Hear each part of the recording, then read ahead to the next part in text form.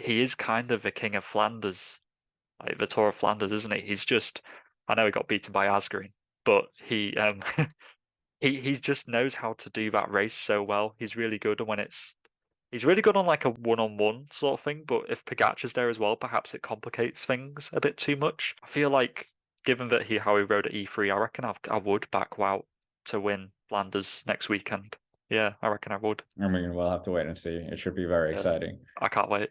Yeah, literally one of the best races of the year. But nevertheless, sticking with Gent Wevelgem, obviously, when you say Gent Wevelgem from now on, it's always going to be associated with Biniam Girmay. We've had plenty of comments on all various different channels about concerned fans of Biniam Girmay saying, is he on the wrong team? What's going wrong with Bini? What is happening with Bini?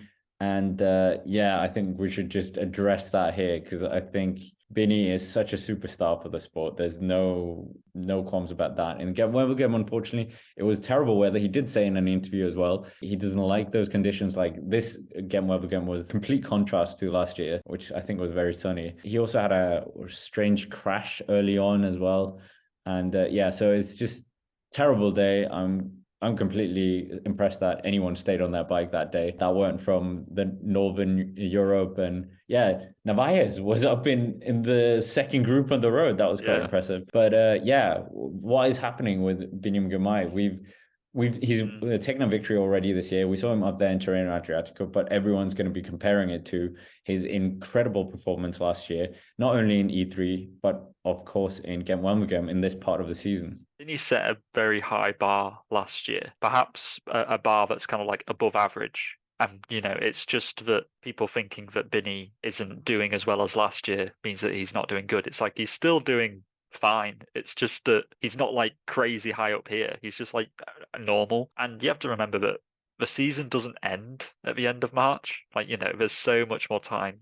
People will be rejoicing come July or something if Binny wins a couple of stages of a tour. It's very easy that the season can turn around and that maybe it's just that he has a bit more of a target on his back, considering that he Yeah, did so good exactly. last year. Yeah, like he did so good. Now he doesn't have that surprise factor anymore. He's just like he can't just kind of slip off the front. Whereas last year in Gent Wevelgem, people were kind of like, oh, like Jumbo were probably like, oh, Laporte, he'll beat Binny, like whatever. It's kind of like it'll be fine. Yeah, he doesn't have that surprise factor. I don't think it's the team. Like we saw Intermarché, they are a good team. I don't reckon I don't think it's the team that's the problem. I reckon it's just bike racing comes down to luck sometimes, or just the legs that you have on the day. And you know what? Maybe just the things haven't fallen Binny's way so far. I don't think it's anything to be concerned about. He's only 22 as well. I mean, Yeah, the team are developing around him as well. They brought in Mike Jonas and they're like restructuring around. He's going to be the face of the team for many years. And as he is only so young, like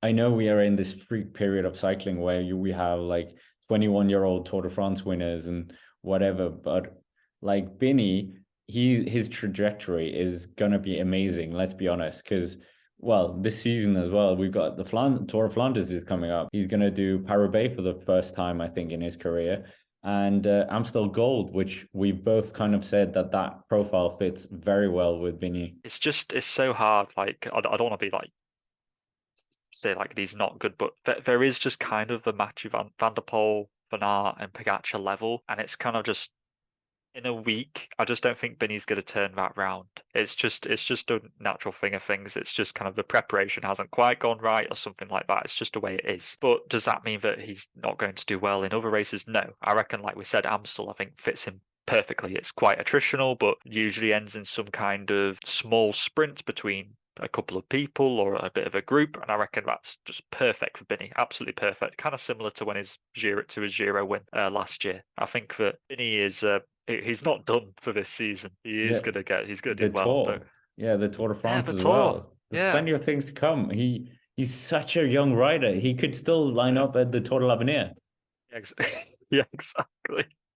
Imagine that.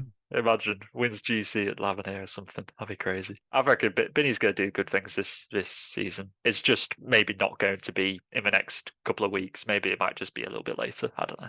We just need time to let him develop, and then he'll be this. Well, he's already a superstar, but Exactly. that upper echelon. Well, Mathieu Van der Poel and Wout van Aert are not 22 years old. So, I Yeah. mean, Yeah, Exactly. Have patience, people. They'll be fine. Don't worry. yeah, but Vinny with fans. with that, moving on. Well, actually, in the Get Weather game, there was a bit of a controversy as well, or was it E3? E3, where I don't know if you saw it, where Wout van Aert he got his chain Ah, yeah. lubed, and there was a lot of mentions to the case we talked about, the Faulkner case, that the inconsistency of the UCI, that they didn't penalize him, but they penalized her. But Mm. yeah, It's an odd one, isn't it?